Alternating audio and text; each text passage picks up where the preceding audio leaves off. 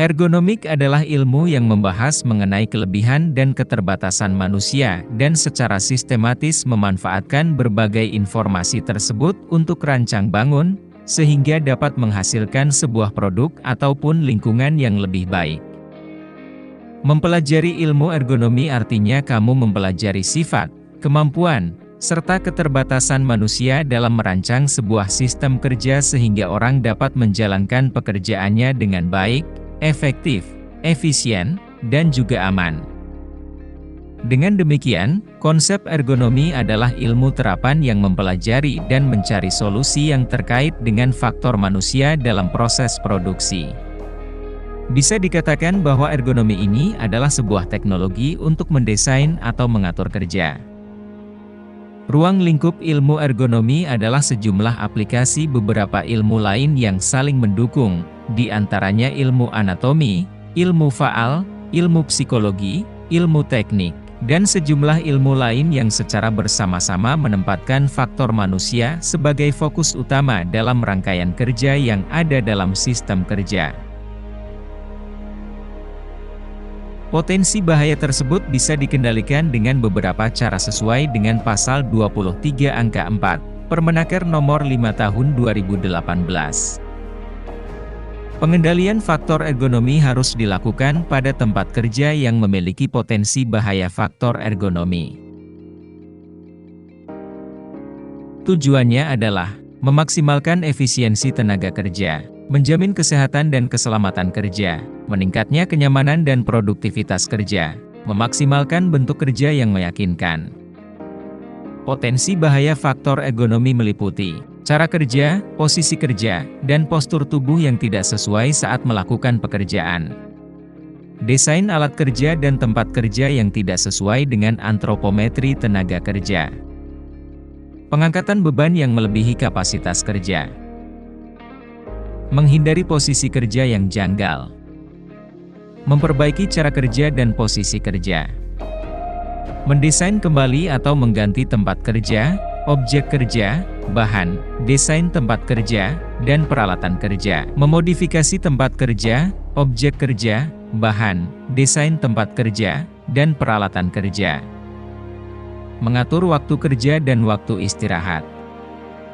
Melakukan pekerjaan dengan sikap tubuh dalam posisi netral atau baik. Menggunakan alat bantu.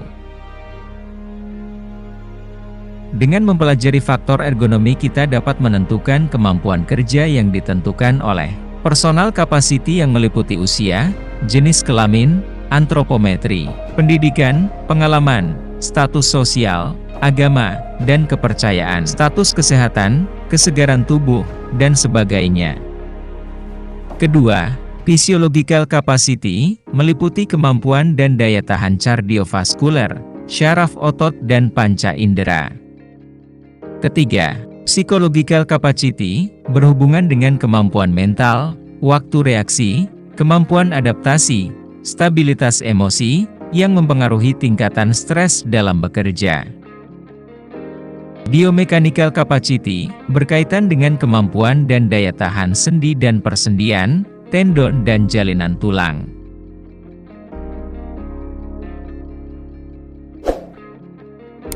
Mengenali batas kemampuan dapat berpengaruh pada performance. Performance sangat tergantung kepada rasio dari besarnya tuntutan tugas dengan besarnya kemampuan yang bersangkutan.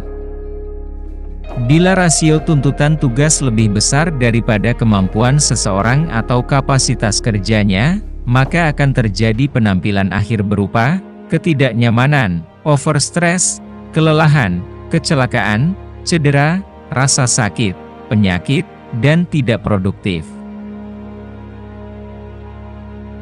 Bila tuntutan tugas lebih rendah daripada kemampuan seseorang atau kapasitas kerjanya, maka akan terjadi penampilan akhir berupa under stress, kebosanan, kejemuan, kelesuan, sakit, dan tidak produktif.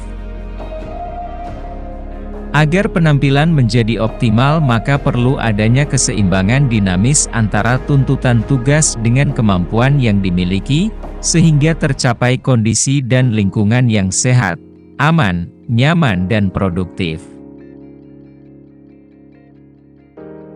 Tuntutan tugas tergantung pada 1. Tasks and Material Karakteristik, ditentukan oleh karakteristik peralatan dan mesin, tipe, kecepatan dan irama kerja. 2. Organization Karakteristik, berhubungan dengan jam kerja dan jam istirahat, kerja malam dan bergilir, cuti, libur dan manajemen. 3. Environmental Karakteristik, berkaitan dengan manusia, rekan kerja, suhu, kelembaban, bising dan getaran, penerangan, sosial budaya, norma, adat dan kebiasaan, bahan-bahan pencemar, dan sebagainya. Sekian pembahasan tentang faktor ergonomi. Semoga bermanfaat, sampai jumpa di pembahasan berikutnya. Bantu like dan share untuk berbagi ilmu. Subscribe untuk mendapatkan pembahasan-pembahasan lainnya. Terima kasih.